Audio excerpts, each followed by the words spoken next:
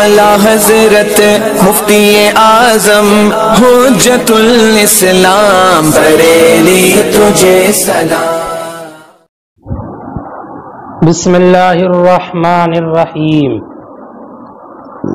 فصل فی النفاس، والنفاس هو الدم الخارج عقیب الولادة لأنه مأخوذ من تنفس الرحم بالدم او من خروج النفس بمعنى الولد او بمعنى الدم۔ ما قبل میں مصنف نے حیض اور استحاضہ سے متعلق احکام کو تفصیل سے ذکر فرمایا۔ جو خون عورت سے متعلق ہوتے ہیں یا عورت کے ساتھ مخصوص ہوتے ہیں وہ تین طرح کے خون ہیں: حیض، استحاضہ اور نفاس۔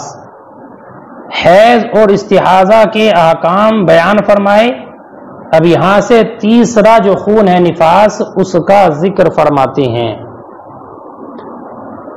نفاس یہ مصدر ہے نفست المرأۃ کا، مصدر ہے۔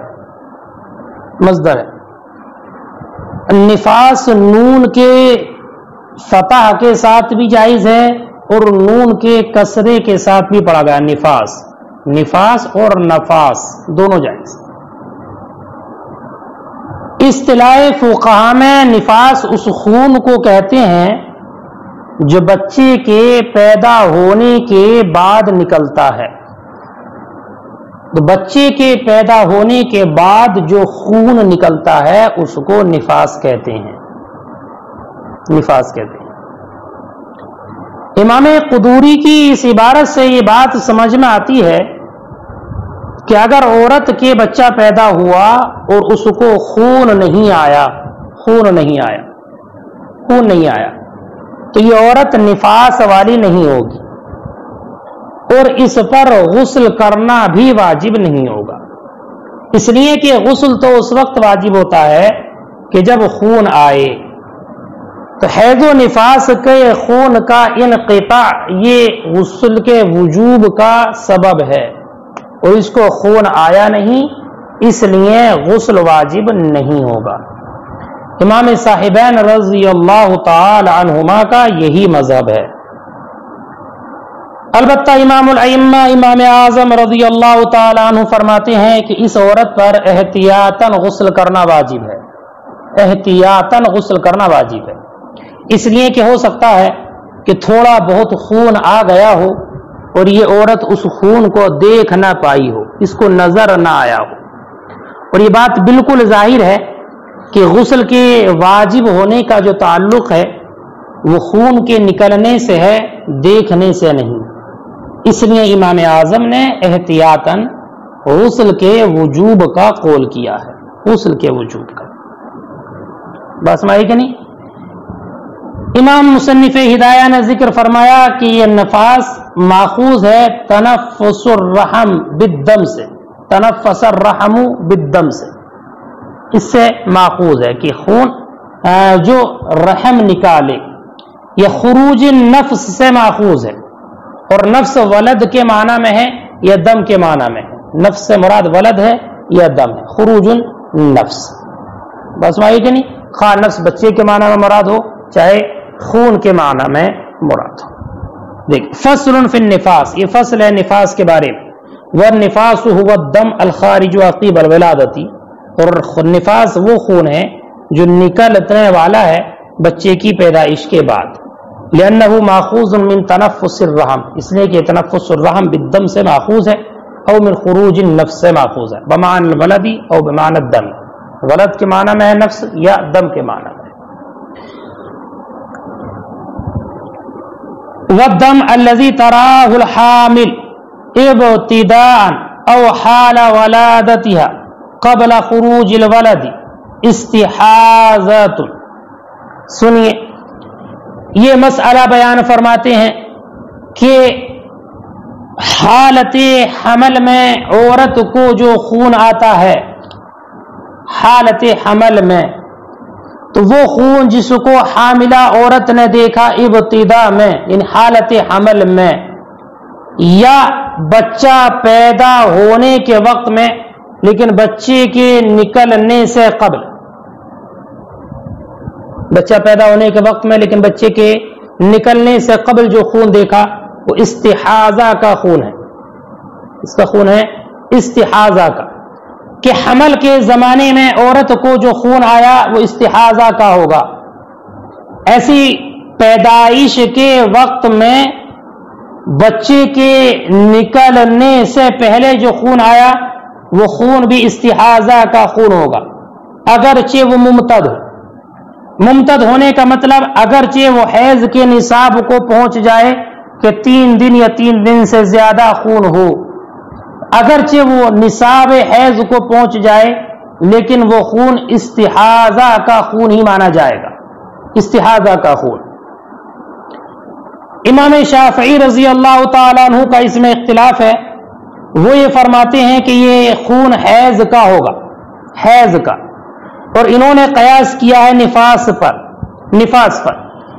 امام شافعی کا قیاس یہ ہے کہ اگر عورت نے ایک ہی حمل سے 2 بچے کو جنا، ایک ہی حمل سے 2 بچوں کو جنا، ظاہر سی بات ہے جب ایک ہی پیٹ سے 2 بچے پیدا ہوں تو آگے پیچھے پیدا ہوں گے. ایک بچہ پیدا ہوا اور پھر دوسرا بچہ پیدا ہونے سے پہلے اس کو کچھ خون آیا، ایک بچے کے پیدا ہونے کے بعد اور دوسرے بچے کے پیدا ہونے سے پہلے اسے کچھ خون دیکھا، خون آیا. تو ابھی جبکہ ایک بچہ اس کے حمل میں ہے، پیٹ میں ہے، تو یہ عورت اس دوسرے بچے کی وجہ سے حاملہ ہے، دوسرا بچہ جو ابھی پیٹ میں ہے اس کی وجہ سے حاملہ ہے. تو یہ خون ایسا ہے جو حمل کی حالت میں آیا. تو یہ حمل کی حالت میں آنے والا خون نفاس کا خون ہے، اس کا خون ہے نفاس کا خون ہے. لہذا جس طریقے سے حمل کی حالت میں نفاس کا خون ہو سکتا ہے، ایسے ہی حمل کی حالت میں جو خون آئے وہ حیض کا بھی ہو سکتا ہے، وہ حیض کا بھی ہو سکتا ہے. تو جب اس حمل کی حالت میں نفاس کا خون آ سکتا ہے تو اگر حمل کی حالت میں عموماً عام طور پر جو حمل ہوتا ہے اس میں اگر خون آ جائے تو وہ حیض کا بھی ہو سکتا ہے. اس لیے کہ علت جامعہ دونوں میں یہ ہے کہ دونوں خون رحم سے نکلتے ہیں. وہ خون جو حیض کا ہو وہ بھی رحم سے نکلتا ہے اور جو نفاس کا خون ہو وہ بھی رحم سے نکلتا ہے. تو جب حالت حمل میں نفاس ہو سکتا ہے تو حالت حمل میں حیض بھی ہو سکتا ہے. اس لیے نفاس پر قیاس کرتے ہوئے امام شافعی نے یہ کہا ہے کہ اگر حالت حمل میں عورت خون دیکھتی ہے تو وہ استحاضہ کا نہیں بلکہ حیض کا خون ہوگا. کیا ہوگا؟ حیض کا خون. ہم یہ کہتے ہیں کہ حالت حمل میں عورت کو جو خون آیا وہ استحاضہ کا ہوگا، حیض کا نہیں. اس لیے کہ حمل کی بنیاد پر بچے دانی کا منہ بند ہو جاتا ہے. حمل کی بنیاد پر حمل کی وجہ سے رحم کا منہ بند ہو جاتا ہے، رحم کا منہ بند ہو جاتا ہے تاکہ رحم کے اندر کی چیز نہ نکلے، اس لیے وہ منہ بند ہو جاتا ہے. لہذا جب حاملہ کے رحم کا منہ بند رہتا ہے تو حالت حمل میں جو خون نکلے گا وہ رحم کا خون نہیں ہوگا. چونکہ رحم کا بچے دانی کا خون تو اسی وقت ہو سکتا ہے کہ جب کہ اس کے رحم کا منہ کھلا ہوا ہو، اور یہ رحم کا منہ بند ہے اور خون آ رہا ہے تو ظاہر سی بات ہے یہ رحم کا خون نہیں ہے، اس کے علاوہ کا. اور رحم کے علاوہ سے جو خون آتا ہے وہ حیض کا نہیں بلکہ استحاضہ کا ہوتا ہے. اس لیے یہ خون استحاضہ کا ہوگا. اور رہا یہ امام شافعی کا اس کو نفاس پر قیاس کرنا، تو یہ قیاس درست نہیں ہے بلکہ قیاس فاسد ہے. اس لیے کہ اس صورت میں کہ جب 2 بچے پیدا ہوئے عورت کے اور ایک بچہ پیدا ہونے کے بعد جو خون آیا تو اگرچہ حمل کے زمانے کا خون ہے لیکن یہ نفاس ہوگا. اس لیے کہ بچہ پیدا ہونے کی وجہ سے عورت کے رحم کا منہ کھل گیا ہے، رحم کا منہ کھل گیا ہے، اور رحم کا منہ کھلنے کے بعد جو خون آتا ہے وہ یقینی طور پر نفاس کا خون ہوتا ہے. لہذا پہلے بچے کے نکلنے کے بعد اور دوسرے بچے کے نکلنے سے پہلے جو بھی خون دیکھا جائے گا وہ نفاس کا خون ہوگا. کیوں؟ اس لیے کہ اکثر ولد کے نکلنے کی وجہ سے بھی رحم کا منہ کھل جاتا ہے، اور اکثر ولد کے نکلنے کے بعد جو خون آتا ہے وہ نفاس کا خون آنے لگتا ہے، وہ خون نفاس کا ہوتا ہے. اس لیے اس کو نفاس پر قیاس کرنا درست نہیں. والذی تراہ الحامل والدم الذی تراہ الحامل ابتداء، اور وہ خون جس کو حاملہ ابتداء دیکھے یعنی حمل کی حالت میں، او حال ولادتها قبل خروج الولد، یا ولادت کی حالت میں دیکھے بچے کے نکلنے سے پہلے، استحاضۃ، یہ خون استحاضہ ہوگا. وان کان ممتدا، اگرچہ یہ ممتد ہو. وقال الشافعی حیض، اور امام شافعی نے فرمایا کہ حیض ہے، اعتبارا بالنفاس، نفاس کا اعتبار کرتے ہوئے. اذ ہما جمیعا من الرحم، اس لیے کہ یہ دونوں رحم سے ہیں. ولنا، اور ہماری دلیل، ان بالحبل ینسد فم الرحم، کہ حمل کی وجہ سے بند ہو جاتا ہے رحم کا منہ. کذل عادت، ایسے ہی عادت ہے. والنفاس بعد انفتاحہ بخروج الولد، اور نفاس اس کے کھلنے کے بعد ہوتا ہے بچے کے نکلنے سے. ولہذا کان نفاسا، اسی وجہ سے وہ خون نفاس کا خون ہوگا. بعد خروج بعض الولد، بعض ولد کے نکلنے کے بعد.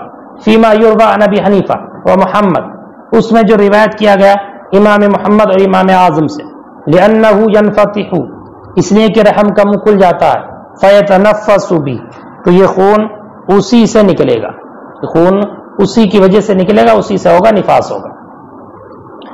والسقط الذی استبان بعض خلقی،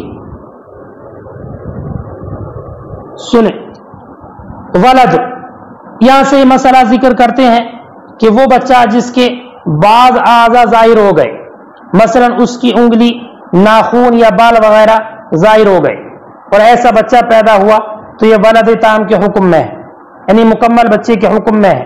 یعنی اس عورت کے جننے کے بعد جو خون آئے گا وہ خون نفاس کا ہوگا. اور اگر یہ عورت کسی کی باندھی تھی تو یہ ام ولد بن جائے گی، اور اگر یہ مطلقہ تھی تو اس کے ذریعے عدت بھی اس کی گزر جائے گی.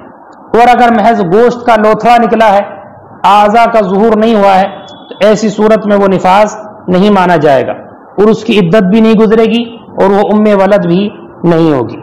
اب اگر وہ خون اقل مدت حیض کو پہنچ جائے تو اس کو حیض قرار دے دیا جائے گا، ورنہ تو استحاضہ مانا جائے گا.